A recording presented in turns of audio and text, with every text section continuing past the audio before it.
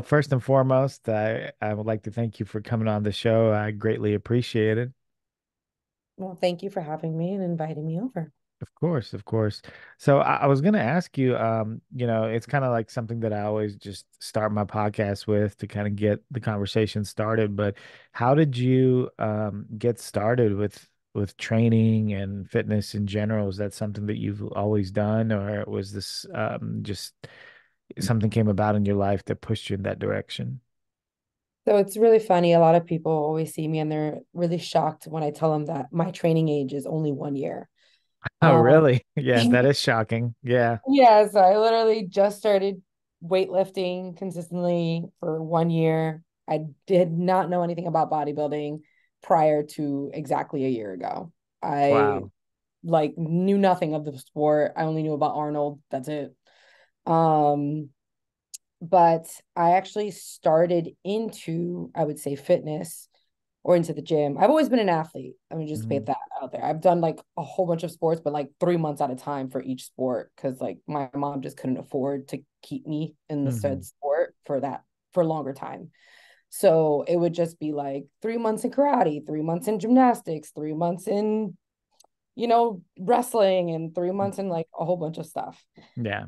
Um, so I've always stayed moving, always did that, but I never like touched weight or like been in the gym or like hypertrophy or anything like that. Hmm. I was bartending. I was a bartender for years and I was drinking a lot. And it got to the point where in my life I wasn't in control Hmm. of my emotions and just used alcohol to numb myself. And so eventually I started thinking, I'm like, am I an alcoholic? Let me actually take a step back and not drink for 30 days. And I didn't drink for 30 days. And in those 30 days, I was like, all right, let's try to replace this with, what everybody does, go to the gym. And like day one, start fitness. And I started going to the gym. And knowing what I know now, I'm like, I was just doing full body, not really like, not exact muscle groups. I was just like, as long as I'm moving, it's good. I would hit the full body like 4 or 5 times a week and do like 20 minutes of cardio. And I was like, day one, day two, day three. People were like, do you have a goal? And I was like, no, I'm just keeping myself accountable. I'm just counting the days so that in case if I fall off, I start all over again. Hmm. And my friend, he bodybuilds, he's in men's physique, and he saw my stories and he was like, you should compete. And I was like, no, like what? Those girls, like they look nothing like me. I look nothing like them. Like, no way. Like those girls are like superheroes. Like my body Hmm. doesn't look like that. Like, yeah, I'm like fit for an athlete, but not like that. And he was like, no, no, I think you could do it like 8 week prep. I was like, all right, you're pushing it. I was like, I'll do some research and just toy with the idea. And I started looking it up and I went to like an in-body scan just to see what fat percentage I was at. And I Hmm. was at like 17% body fat with like eating like crap Yeah. and like Wow. not even working. They were like, oh, you're actually below like average. And I was like, oh, I was like, okay, so I'm not too far off with body fat. I was like, it's just I have a lot more muscle. It's just Hmm. covered kind of slightly with some fat. And he was just like, yeah, like you should, like you're good. And I was like, okay, okay. And I looked up and it said something about like bikini is like 12 to 15% body fat on stage. And I was like, oh, I'm not that far off. I was like, okay, so I guess it's doable. But I didn't have the money to afford a coach. So I was like, all right, I'm gonna treat this as like a hobby or like a new, like something to just do on the Yeah. side. And I started researching a whole bunch of things, nutrition, hypertrophy, all that stuff. And I coached myself through 3 competitions, 2 natural federations, and then 1 NPC regional show. And I Hmm. got first place in all of them. And one overall in the 2 natural federations. I started with wellness, then went on to bikini. And then in NPC got first in true novice, and I got second in open. So Hmm. that qualified me for nationals, which I just did. Wow, that's quite a story, and especially coaching yourself through 3 shows. That's pretty impressive. How did you feel like coaching yourself through those shows? Did you feel adequate? Did you have a plan? Like how did that process go?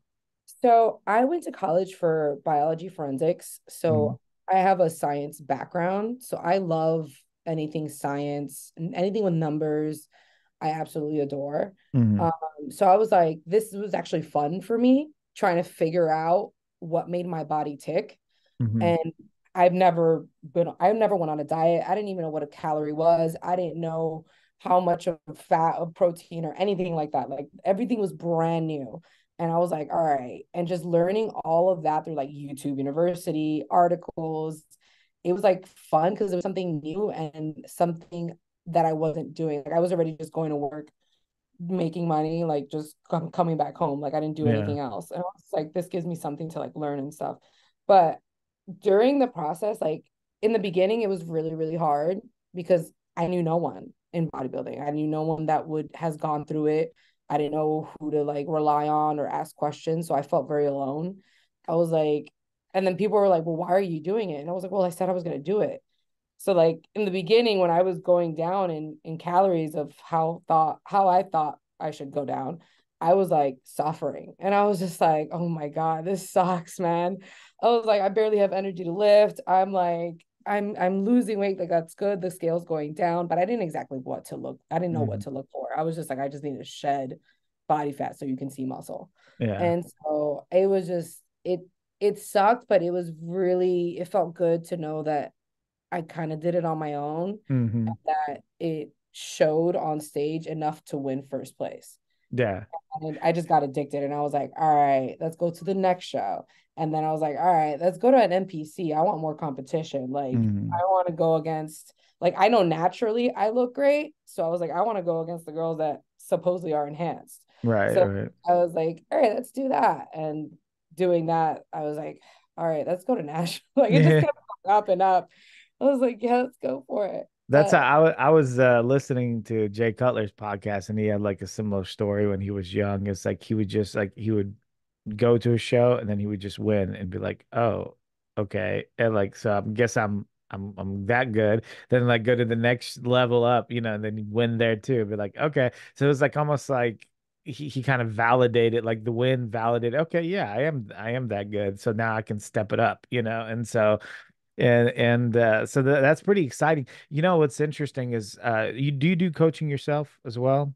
so with that being said, it's like bodybuilding completely like changed my life 180. Hmm. I didn't know that I wanted to be like a personal trainer or like Hmm. that was in my future.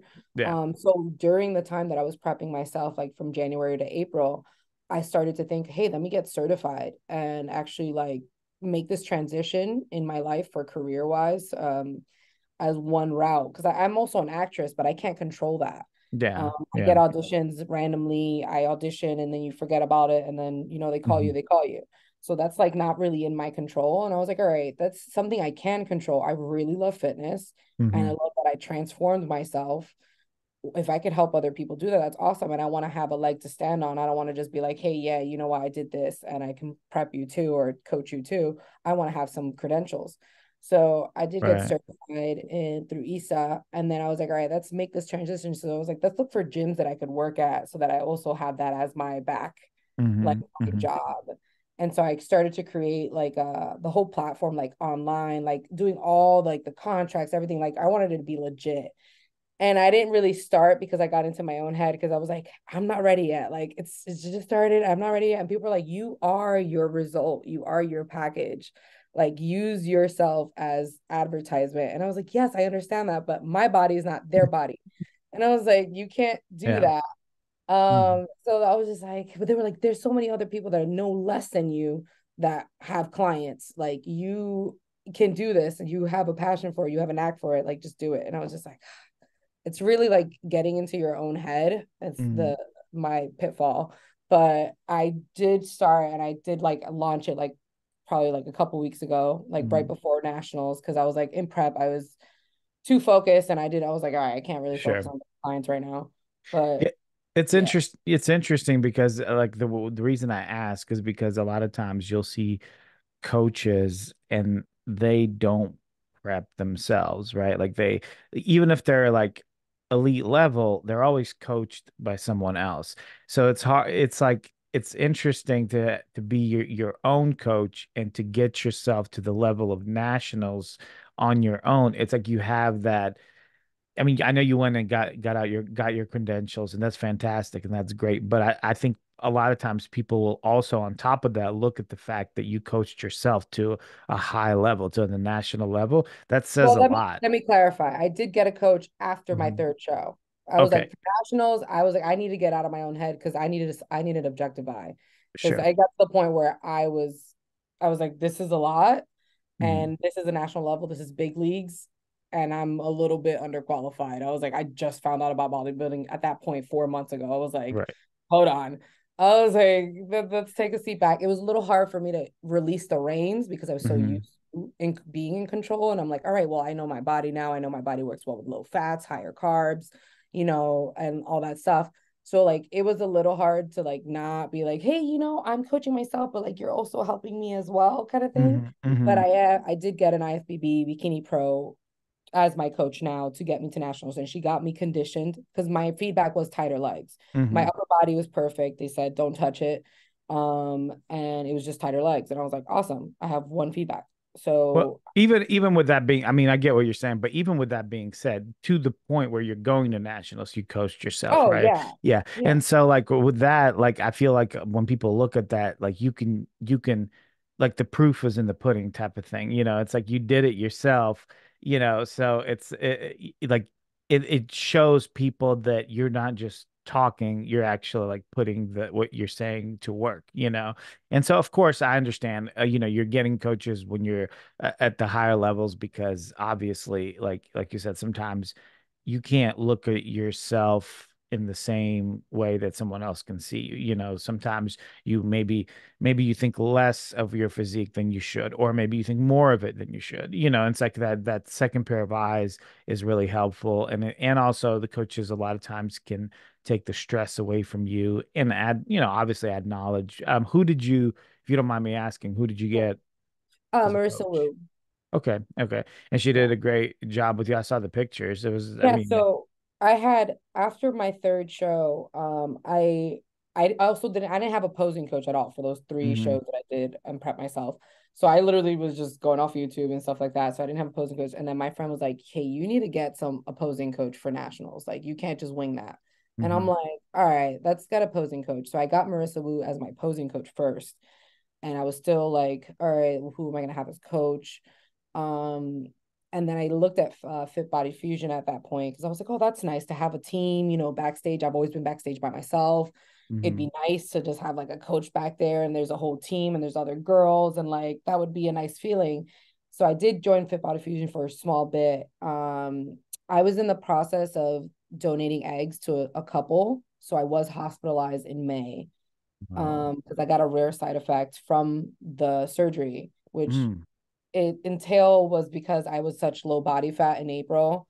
I was like 8% body fat in April and ended up doing surgery like 2, 3 weeks later. So I was still in prep because I was gonna go to USA's in July. I was gonna use that as my nationals. And so I stayed in prep and did the surgery, got a rare side effect, ended up being hospitalized for a week, came out of it, was still trying to go for USA's.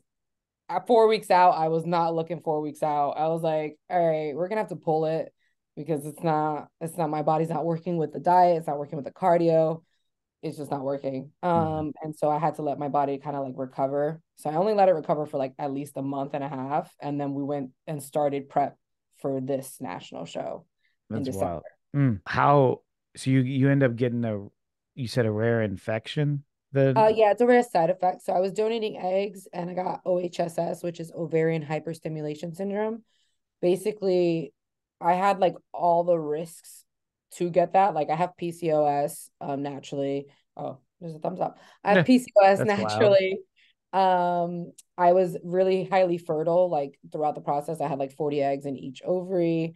I was under the age of 30. It was like hmm all the bullet points of like getting the risk of getting OHSS, I was hitting them. And I was like, oh, okay. And they were like significant low body fat was one risk. And I was like, Oh, I okay. see. And Mm. I was like, I told the doctor, I was like, you guys knew I asked you guys if like being 8% body fat was okay. And there was, yeah, but we work on athletes all the time. And I was like, bodybuilders aren't athletes. So, like, I mean, yes, we're doing a sport, but we're putting our bodies through a serious amount of stress with Hmm. diet and cardio output. Like, I'm not at a normal state to go through surgery. Right. Like a normal athlete would be. Like, so yeah, normal athlete, sure, they might be low body fat, but they're going through their diet. They're probably eating at a surplus, like 2,000, 3,000 calories, and they're Yeah. burning because of what they're doing.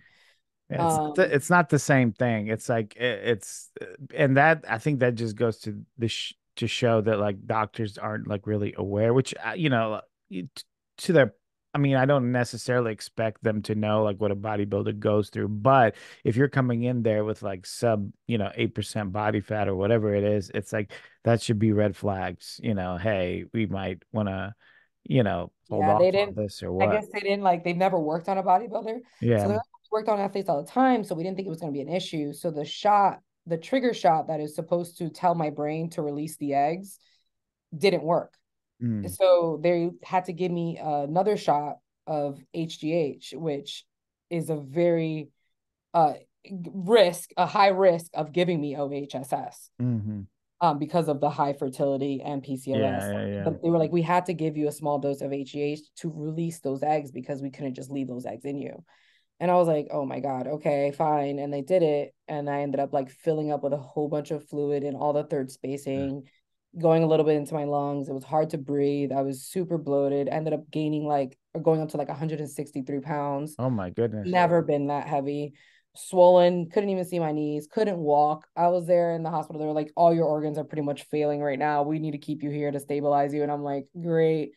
I was like, never Mm. again do I ever want to be in a hospital. That was my first time ever being hospitalized. And I was like, I can't do that. Yeah, Like, that's really tough. Like I work in the medical field and like when you see people like that are like just recently I was on a cardiac unit and a lot of people have fluid like buildup and stuff, third spacing and stuff like that. It's really like tough, like terrible thing to have to deal with, just being people don't think about it, but it's like that extreme bloating or that extreme fluid filled state is like it's really bad on all your organs. It's bad on everything, hard. It was hard to even like it would go up into like the chest. Like the Hmm. chest would feel like something was like an elephant was stepping on Yeah. my chest and I couldn't breathe fully.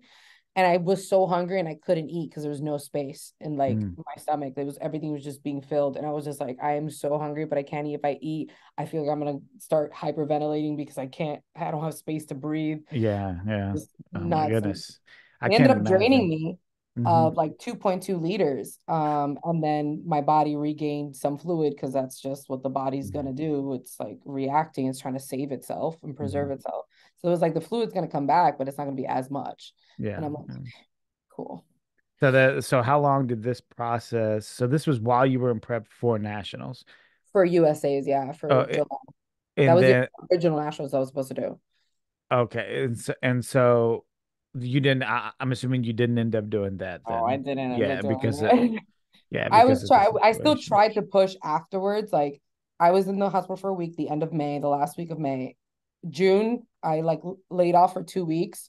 I started to come down in weight. I went down to like 140, then 135, then 132. I was like, all right, cool. The fluid's leaving, it's sweating out, I'm peeing it out, everything it's going out. I was like, all right, so it's doable. It's a long shot, but maybe it's doable. And then probably like mid June, end of June, my body just stopped losing. It would just Yeah. like it would stay at 130 or 132. And I was like, I'm not dropping anymore. And I'm doing 2 hour plus cardio. I'm at 900 calories. What the hell's going on? Mhm. And it would be like that for like 2 weeks. And I was like, all right, my body's not responding anymore. And I was just So like, so was this like body fat that you weren't dropping, or is this more fluid like that you weren't dropping? we at that point, I don't think I even knew. I think Mhm. it was body fat, definitely. And I think it was both, but I think it was Mhm. more body fat. And then at the same time, I'm trying to go back and think because I was in the middle of prep and I ended up having to stop my meal plan and eat hospital food for that week. Yeah, which is So the worst, I you know. never reversed dieting. Like I was just in the middle of prep eating my meal plan because I went from one show in, straight right back into prep.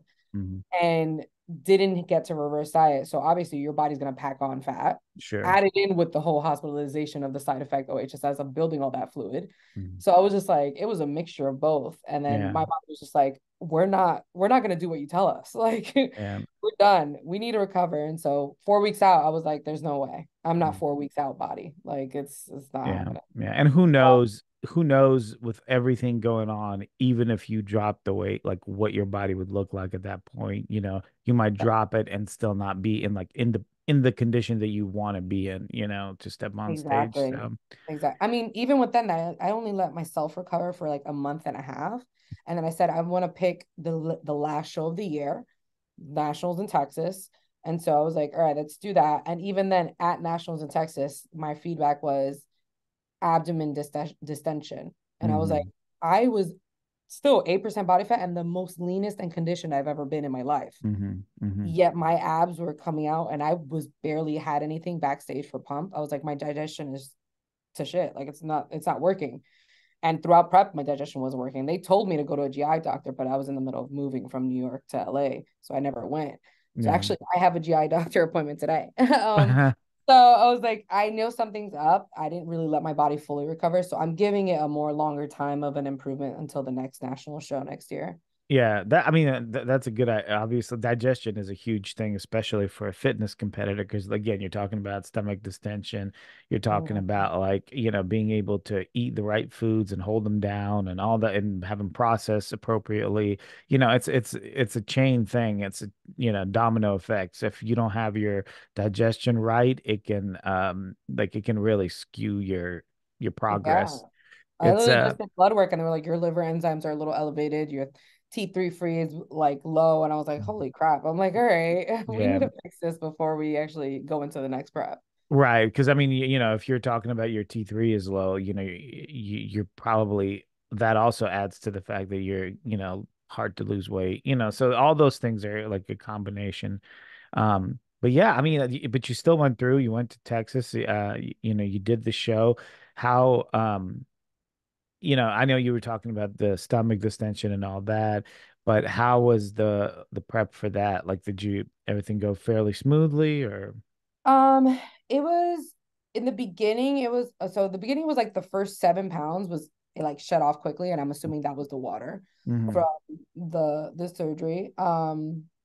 And I was like 139. So I started at 146 and shed like 7 pounds like 4 or 5 weeks. And I was like, okay, cool. That fell off real quick. And then I kind of stayed at 138, 139 for like 2 weeks and it wasn't moving. And I was so scared that it was happening again, Again, that yeah. my body wasn't going to react. And I was like, oh my God, oh my God. And I was like, all right, but let's just give it, trust the process. And then eventually after like, I'm gonna say like 10 weeks out, that's when my body started rolling. And it was like, all hmm right, now we're back in. And I was like, yes. And it started to like actually shed. I think around my legs didn't get tight until literally 3 weeks out. mm Everything else was like my top was like getting sucked dry. And it was like super lean, cut, everything. And my legs were taking their sweet ass time. It just 3 weeks out, that's when the legs started to actually like you can see hamstrings and like the gluteins, and I was like, yes, all right, cool. And that last week, peak week, I ended up dropping to 116, the lowest I've ever been since like high school. I was just like, oh my God, I'm 116. I was like, I dropped 30 pounds in 20 weeks. I That's was like, wild. Yeah. nuts. It's funny how that works though. Like, and I'll see it in myself as well. Like, yeah, I'll start, like, let's say I want to, drop some weight, start cutting. Like, I will stagnate at certain points and then, and I'll look at myself and I'm like, what is happening? Like, I'm doing the same things. Nothing is like changed. All of a sudden, I just stop like dropping weight. And then after a little while, like, it just picks back up again, and so it is true. And like you said, for women, it is usually like legs come in last and things like Yeah. that. But like for me and for like maybe other men, like there's other parts that are like you'll be shredded everywhere. The front it'll be shredded, but then like from the back you might like still have some, I feel like for men, it's usually around in your lower abs. For women, yes, it's yeah, the legs, and the men, it's the lower abs. That's what I see or I consistently see. yeah, But yeah. as long as it's just consistency, I always tell people your body's like a factory. If you don't give it its proper fuel and you don't like use it and there's some parts of the factory that are abandoned and just like spider webs and cobwebs that haven't been used because you're not fueling it accurately, Mhm. then your body's not going to know what to do. So Yeah. it's not, you're not in control of your body's in control of you.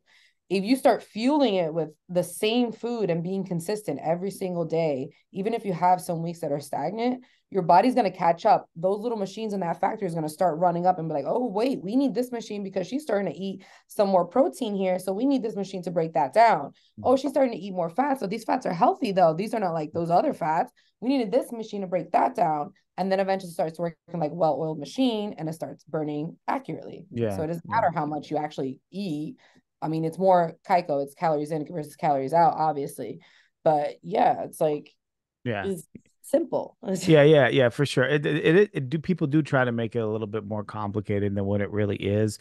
But yeah, to your point, it's just being consistent. Like sometimes it's just when people hit that plateau or hit those moments where they look like they're not changing, they always want to do something really extreme and really different.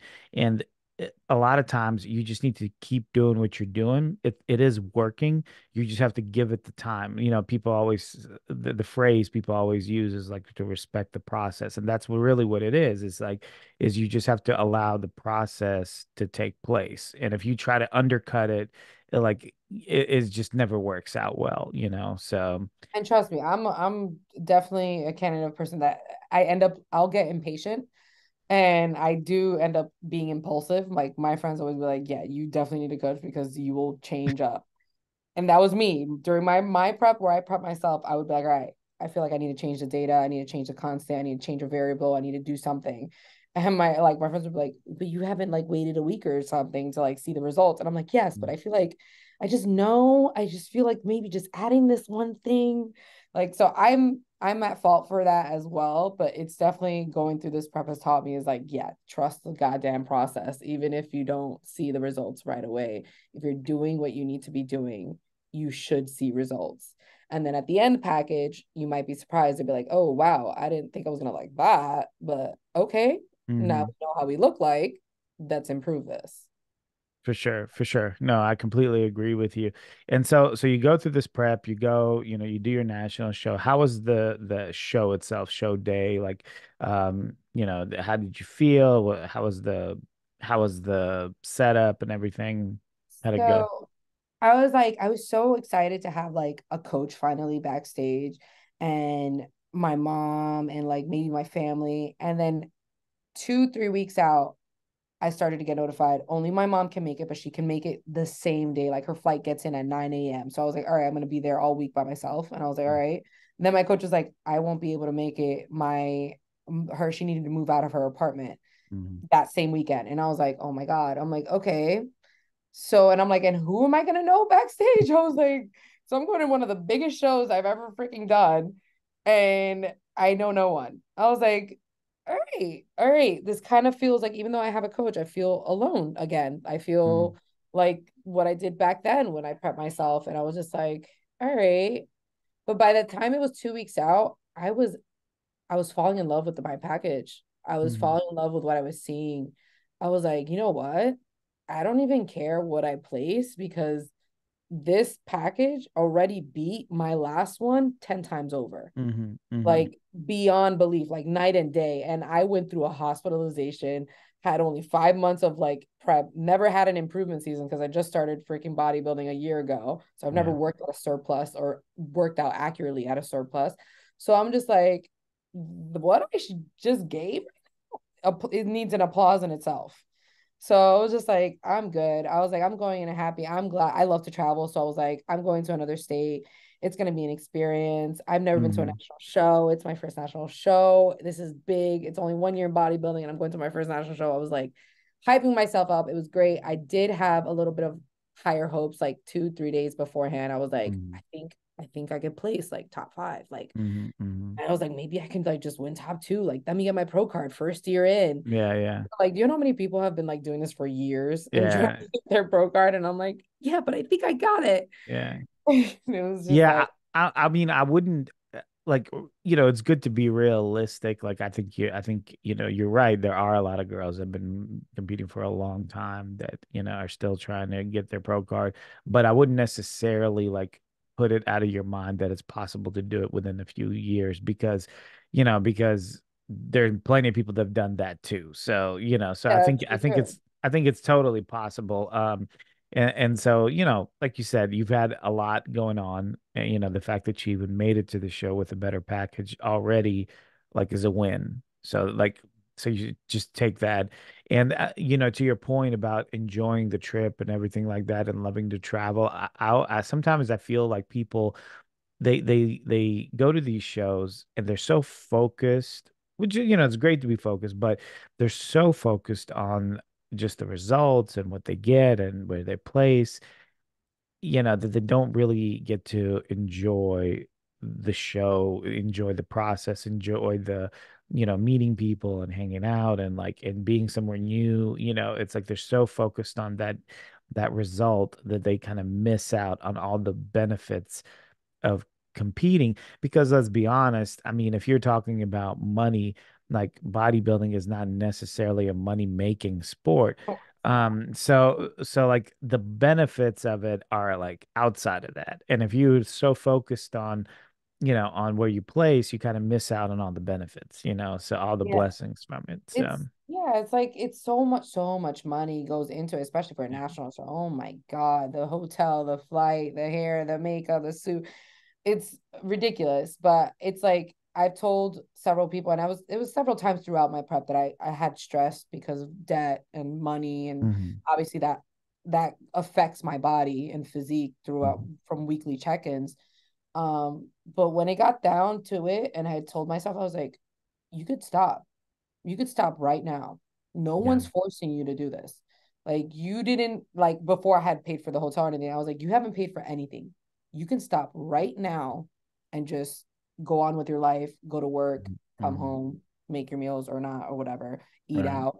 And I was like, no, that's not gonna make me happy. I'd rather use the money I'm doing. I'd rather go broke and go for something that actually makes me happy day of, or like I'm shooting towards something like mhm, a purpose, than have money and be like, okay, well, what am I doing with my life? right, I was right, just like, I'm cool. Money comes, money goes. I mean, it sucks to be in debt, but I wouldn't want to spend my money any other way. I was yeah, like, I'll yeah, just, it's gonna go towards bodybuilding. I freaking love it. I love what it's done to me and how it's transformed me. And just like when I'm down, even though there are negatives to it, like, body dysmorphia and eating disorders, and I mean, I'm going through my first reverse and it sucks. I mean, I think I'm handling it kind of well for my first, but it does mentally mess you up. yeah, And it's just like, but it also is like testing me. It's also like kind of making me stronger for like the next reverse, or like, yeah. for the next prep. So it's like you can see both sides. There's negatives and positives, but you got to just, it depends on your perspective. Right. I mean, I think it's good, especially as in like when you get into your adulthood, to have something that you can like strive for that's not necessarily like a job or like getting paid or like things like that. Yeah, like we all obviously like, we want to work, we want to make money, we want to be, not be in debt, all those things. I mean, obviously nobody wants that, but it's also good, like it's good to have something that like you just enjoy doing. It kind of stabilizes you mentally too, so, and Exactly. it's tough when you don't have any hobbies or anything to do. Like, I meet people and like they don't have anything that they enjoy doing. They're just going through the cycle of life, like working, coming back, going to sleep, working, coming back. And it's like, ooh, that's just, I don't know. That would be rough for me to Yeah, do, like, and that's another reason why I left New York. New York is very like hamster wheel, 9 to 5. If you don't have hmm that, then what are you doing with your life? And I Right. was like, that's just not me. I can't, that's not the lifestyle that I want. I'm a dreamer. I'm an artist. Like, yeah, sure. Sometimes it seems like a pipe dream, but I was just like, that makes me happy. I live in my own little bubble and I'm striving towards something that I want. I'd rather, go to the grave with like that Yeah. than freaking waste my life in a cubicle, or like Yeah. just to clock in and have a 401k for what? Yeah. Like, you're gonna go to the, getting your coffin for with the money for your 401k? Right, right. Yeah, no, I agree with you. And I also think that's part of it is also like how people think. Like there's like different ways that people think. And I think artists and actors and like musicians and stuff, they have one way of thinking. And I think that's part of what makes them like that way, right? Like because they're able to create and things like that. They used to say, I don't know, that might not actually mean anything real, but they used to say like artists think with one side of the brain, like other people kind of think of another. I don't know how true that is, but at least it gives you like an idea that like there's certain people that just think differently, and yeah, I think it's pretty cool. Yeah. Yeah, I talked to someone or like a friend of mine. I was like, you think 80% black and white and 20% color. I think 80% color and 20% black and Right, white. right. That's a good way of putting it. Yeah. That's Yeah, a it's like great way of putting it. is where people like where they see black and white and it's just like, I need to do this job because I need a net, I need some Mhm. money, I need a 401k because I need a retirement, I need to do this. And I'm like, okay, well, what if you don't make it to 60? Right. Then what? What if I die tomorrow? Yeah. Yeah, Yeah, you die tomorrow. exactly. Like you're not guaranteed to live a full 60 years old. Right, Like right. no one's guaranteed that. There's Yeah. no saying in a book like you're guaranteed to get up to this age. So what are you gonna do with that? Like, Yeah. no, it's you could literally die tomorrow. Walk across the street, you're done. Like Hmm. it's so you're gonna hate that you just wasted your time on a long-term investment when Right. you could have just been investing in yourself that goes into you every single day. Sure, sure. Yeah, it definitely is something to think about for sure. So what about now? Like, so you're in your, I guess you said it reverse now. It's been S- like what 10, 11 days since a show. I'm definitely up more than 10 pounds, but I still see abs and I still see lines, so that's okay. That's a That's lot of good. it of it's That's good. water. Yeah. I definitely feel the water like around my abs, and I'm like, all right, cool, but I mean, not cool. But I also getting the GI tract checked. I'm still with my meals, like, or I'm hitting my macros because I wanted some autonomy back. Like I followed meal plans with Hmm. coach, and then as soon as post show, I was just like, just give me macros because I want to go back to that control. Right, right. Just to have that clear like on and off switch. And so I was like, yeah, just give me the macros. So following the macros as best as I can. I eat all my food, but then I'm still hungry because ghrelin is up because of how Mm-hmm. much I ate post show as well. Hmm. So trying to control that and reel that in. I'm doing better this week. Last week was not good. Every single day I was like low, but I had just went to the show Excalibur on Sunday in San Diego. Hmm. I think that's why my voice is gone. I was like yelling. But and I wasn't drinking enough water. So there I had like a whole bunch of OCD cookies and stuff like that, but it was in a better headspace. That was my first competition going that I wasn't competing. And I Hmm. was like, oh my God, this feels great. It amps me up, put a fire under my ass. I was like, all right, let's get a plan of action. I need to see the goal. I need to see the plan in order for to hold me accountable and like get me out of this headspace of like feeling low and being like, well, what's the point? I look fat, so why not keep eating? And it's just like, Hmm. I don't know. We need to get out of that. We need a plan of action so we can get out of this phase. I want to just stay at 130 for my off season, so it's next prep is easier. So far my stage weight was 118, like pumped up and stuff like that. So I'm trying to keep it only 10 to 12 pounds above stage weight, so it's easier to do for a 12 to 15 week prep because 20 weeks was too much on me mentally. And Yeah, we're aiming that's for the amateur O. that. So I'm sorry, say that again. You're aiming for We're the amateur. the amateur O. When is that? October 4th to the 8th is when the Olympia is. Okay, so you've got a good amount of time to grow, to get yourself, Well, yeah, that to get situated healthy. with the reverse, the GI fix, Hmm. Hmm. blood work, get everything homeostasis and Right, set right, it out. And if there's anything wrong, if I do have like a leaky gut or something like that, it gives me enough time to like reprimand that. right. But I also am getting like a boob job in January. I mean, it's no secret. Hmm. Bikini gets boob job, but I'm getting a boob job in January, so that gives me enough time to recover from that. And Right. luckily that my upper body doesn't need work. Hmm. It'll be just fine. It can take that vacation time and it won't affect me for Yeah, my so you have plenty of time to take care of all the medical concerns, all the issue, like everything that you want to get taken care of, and then still grow, still and then and then cut and plenty of time to get yourself in the best shape of your life. yeah. I mean.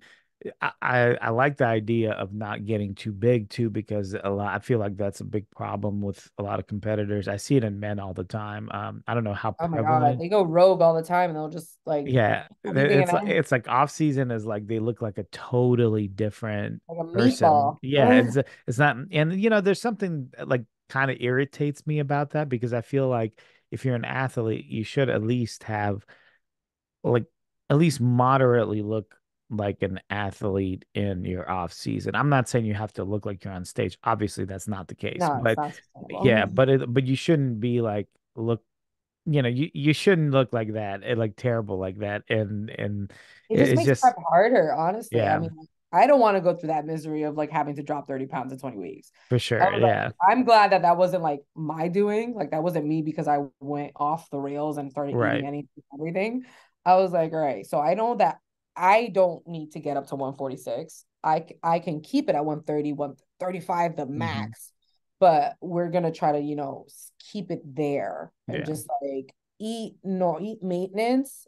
Maintenance is enough to at least build and then have like a free meal maybe once a week just for sanity wise, Right. of having that like Well, free eating whatever you wanted. Yeah, and I mean, you also don't need that to grow. Like you don't need to get that big, because a lot of Oh people yeah, have no. the false thought process that, oh well, the bigger I get, that's more muscle I'm putting on, but that's not really true. Like a lot of it is also just body fat that you're gonna have to cut off later. So why even And it's bother with also it? you build muscle through recovery. Right. But Good point. it's not necessarily you feel it for the recovery, correct? But in the gym, you're just breaking it apart. Right. What Right. builds that muscle is like a callus. Hmm. You need to let it heal enough. Right. So honestly, it would probably be more optimal, the famous word nowadays, it'd be more optimal for you to break your muscles apart, like rolling it out every 2 days or Hmm. every day, and giving yourself enough recovery time in between those working muscles that you're Yeah. working on. And And then that will probably get you there farther than eating so much. absolutely, absolutely, we all know that like to gain that kind of weight, you're not eating like good nutritious food. You're probably eating a bunch of junk. So it's like that's not good either. And then as far as recovery, I'm a big proponent because I have a problem with it. I don't sleep well, and Oh, me too. I'm a big proponent of people like try your best to get best as much sleep as you can, because that's really when the recovery is done. And I can tell the The best difference. recovery. Literally in this prep, my sleep was shit. I literally took like 32 milligrams of melatonin. Hmm. I had weed gummies to try to knock my ass out. I had children's Benadryl the week of prep or the Uh-huh. week of peak week. And my brain would not shut off. And my coach was like, that's a lot of Yeah. like you're still awake. I'm like, I don't know what's going on. This Yeah. brain will not shut off and I cannot stay asleep. She was just like, oh, okay, you need to work on that and we need to get you to sleep because that is gonna be that. I would have one day where I slept like a literally full 8 hours. It just Hmm. happened.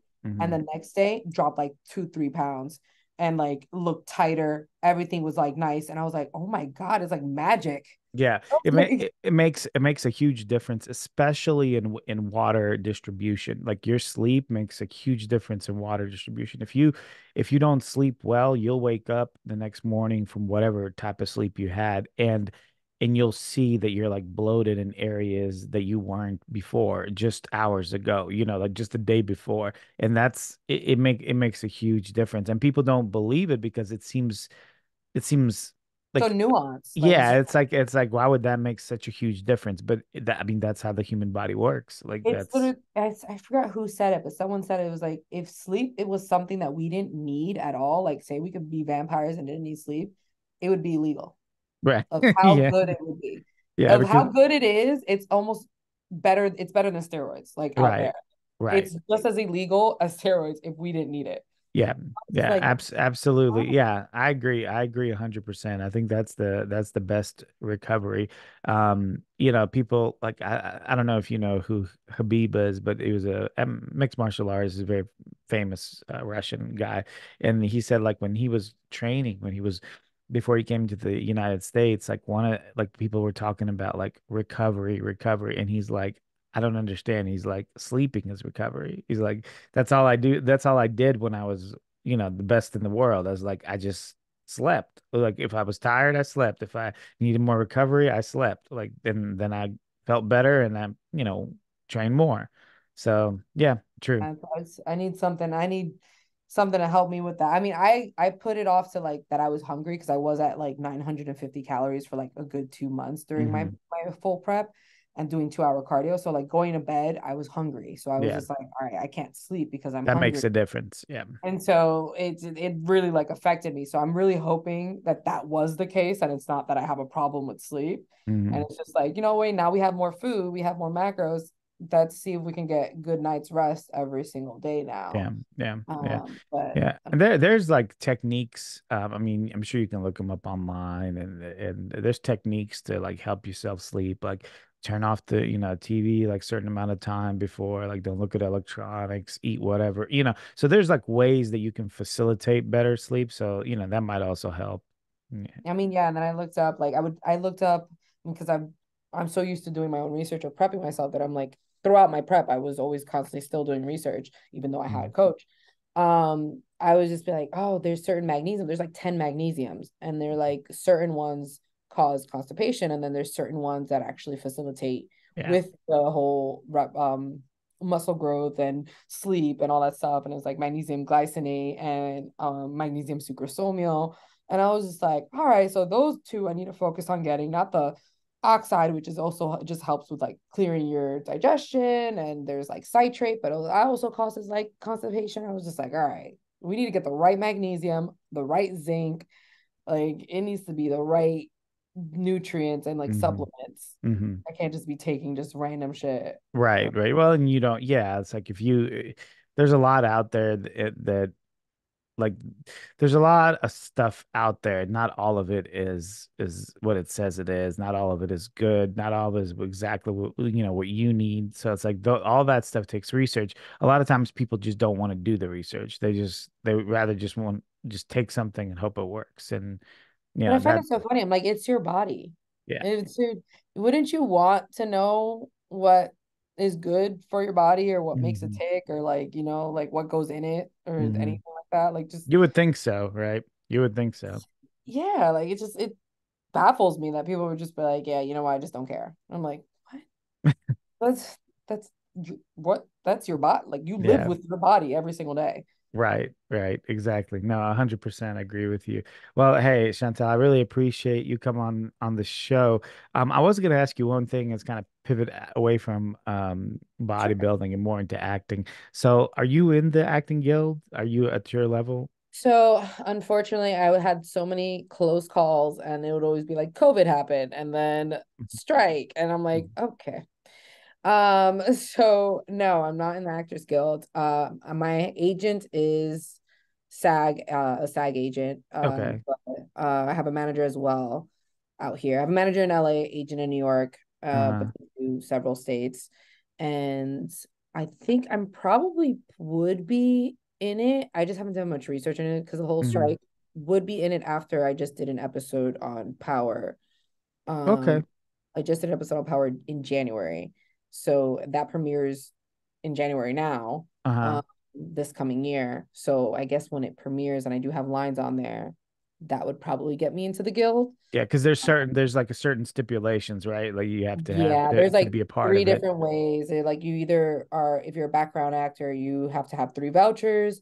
If I call it the golden goose egg way, Hmm. it's basically you get Taft Heart lead. So if they only need you and you have a specific talent that they need for that show or that episode or that movie, Hmm. they'll Taft Hartley you and pay like the fines that they would need to get you into the SAG or the SAG paperwork. And then there's the third one where if you're in a SAG project and you have lines on the said project, then that should get you eligible for a SAG, and you just have to pay the dues to enter. Gotcha. Yeah, it was super like the reason I asked is just this whole thing with the strike that was going on. It was like yeah, that was And it wild. still Like hasn't passed technically because they said it lifted, but the actors haven't signed off on the contract yet. that so that yeah, that's what I heard.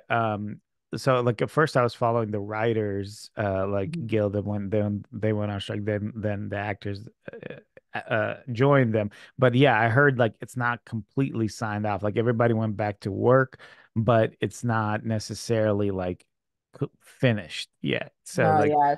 So people are like, "Oh, you should be getting work now," and I'm like, I've gotten a couple auditions, but still mostly voiceovers because the contract hasn't been signed. yeah, So yeah, it's like voiceovers and commercials are like good and greenlit, and I've done like a couple auditions for commercials since the strike has lifted, but yeah, nothing for like shows or films because it hasn't been signed yet. And I'm yeah. like, but it's like I hope it gets signed right before January because we have pilot season. So January to April is pilot season. Hmm.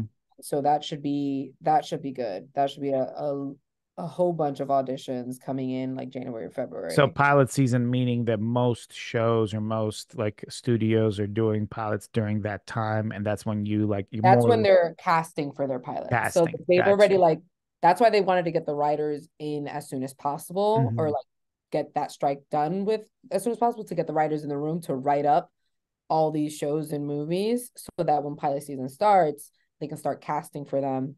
And then they'll probably start filming them probably middle of summer, beginning of Got September. it. Got it. It's So quite yeah, a process. Yeah. pilot season is always just like all this. That's where they're casting all their shows, Yeah. and it's like it gets heavy. It's like you'll have like 5 auditions in a day, and you're like, oh, Wow. Wow. like it's That just they're all shooting them out. And since it's we've been on strike for so long, I'm assuming it's just gonna open up the floodgates. It's yeah, just gonna be yeah. so Yeah, much. it's gonna be a like madhouse, I'm sure. Like Yeah, all so those I'm just like, it's auditions. good because yeah, but then it's also bad because I'm gonna be going through boob surgery. Yeah. So like, hopefully I can still audition. That was also another thing going through in prep in the beginning of January through April, doing auditions while in prep kind of Yeah. sucks. Yeah. Yeah. That well, you've got a lot going on, but I guess And that's having my look change all the time, like my agent was like, your look kind of changes. I'm like, yeah, my face like a death face, like yeah. cheeks, like cheekbones come out, jawline comes out, and then next thing you're like, oh, you're a little looking a little full, and I'm like, yeah, it's the water retention, Yeah. and look at that, it's coming back. I So wonder it's, if you can like audition for different roles at different times, like whenever you're like I late. mean, I think that's because no one, again, bodybuilding is not that well known. Hmm. So my agent doesn't really, she's like one of the like the top 20 in like the Hmm. nation, but she doesn't know much of like bodybuilding. So I'm really curious as if my agent and my manager can actually do their homework and actually probably push me better that way. Hmm. If they did their Hmm. homework and be like, yeah, you know what? My client is a bodybuilder, so she can actually change her look and get really, really, really freaking lean, or Hmm. look like a normal person. Right. Well, Well, it's interesting because like back in the day and like like with Arnold and Stallone and all that like and I'm this is strictly from men, but also I think there were women involved in some of that too, I some of those really can't think of movies. any actresses that were bodybuilders. Hmm. I'm thinking like did Conan with Arnold did they have any like women in it that were like I mean maybe not bodybuilders, but maybe they were just in I'm good like, there's shape. only I Lou don't know. Ferrigno and like Arnold as like the major actors that were Yeah. bodybuilders. But I was like, there's really no females. Yeah, yeah, you could say that. I mean, Stallone wasn't like a bodybuilder, meaning like he competed, but he No, did yeah. train like him. All those guys, like all those action stars. Mhm. And then it kind of went away, and then it like stopped. Now that I just recently saw a show, like it was based off that movie with Tom Cruise, Jack Reacher, but they have a show now, and so like the guy in it is like pretty big. And I'm like, I'm curious on who he is. And I was like, oh, that's interesting. They hired somebody like with actual muscle on his body. And and yeah, so it's pretty interesting. I was like, I wonder if it's gonna like start Yeah, I making a kind of hope. comeback. Because they do have The Rock now and they have like some other Yeah, but I'm like, it's known for like men to be celebrated for having muscles. Like now is just that's the fitness, and for women, it's now becoming like a good true. thing. True. Like Yeah. I've always had triceps and like cut shoulders since I was like in middle school. Mm-hmm. And I would be bullied when I was in middle school because I looked too muscular. Mm-hmm. And Mm-hmm. so they'd be like, oh, yeah, you look like a man because you look muscular. But I was like, Right. I'm not even trying. And like now it's celebrated. And now it's like, the beefier you look, actually, the better, like muscle mommy. And I'm just like, what the hell? Like I was Yeah, struggling yeah, with yeah. muscle for those. I was this way before it Yeah, got like what? popular. And now it's like celebrating. Now I'm like actually smaller, I guess. Yeah. Mhm. But it's I guess, but still in the movie industry or the Hollywood industry, it's still like they're kind of still old school. Yeah, yeah. It's like, we don't really want too muscular for women. Right. And it's just it's fighting that. It's Sure. there's a lot. I mean, they still go with stereotypes of like Hispanics and stuff like that. Like it's Yeah, yeah. ridiculous. I hope that they actually do get better. Yeah, it's well, that's that's kind of the and not that I'm anywhere around the movie industry or the Hollywood or anything like that, but it's a well-known, fact that it's like certain people get casted like and then like certain looks they obviously like because you see them everywhere and like certain it's like everything is kind of has its they kind of put people up in categories, so to speak. Yeah, it's So, like yeah. typecasted is what Yeah. they want to Yeah. call it. Yeah, because it's like a lot of people are like, oh yeah, you're in the guild, or they kind of correlate being in the guild with talent. And I'm like, no, Hmm. honey, it's not with talent. It's like Yeah. there's somebody that literally can't act their way out of a bag Yeah. and they'll get into a guild just because of the look. Right, Just it right, was exactly the look that the person needed and they wanted them in their show. And so they just paid for them to tap Harley. So it's like it was right. literally a luck of the draw. Yeah, yeah, yeah. Unfortunately, that's kind of how it is sometimes in these types of industries. So, but hey, I'm sure you'll be successful. Yeah, that's the goal. If you don't stop, you're gonna be successful. Yeah, It's a numbers game. that's Gotta true. keep That's going. true. Yeah, the moment you stop, you completely take your chances out. Yeah. And I'm lucky enough that acting and bodybuilding, you can do it at whatever age. Yeah. So I'm set for life.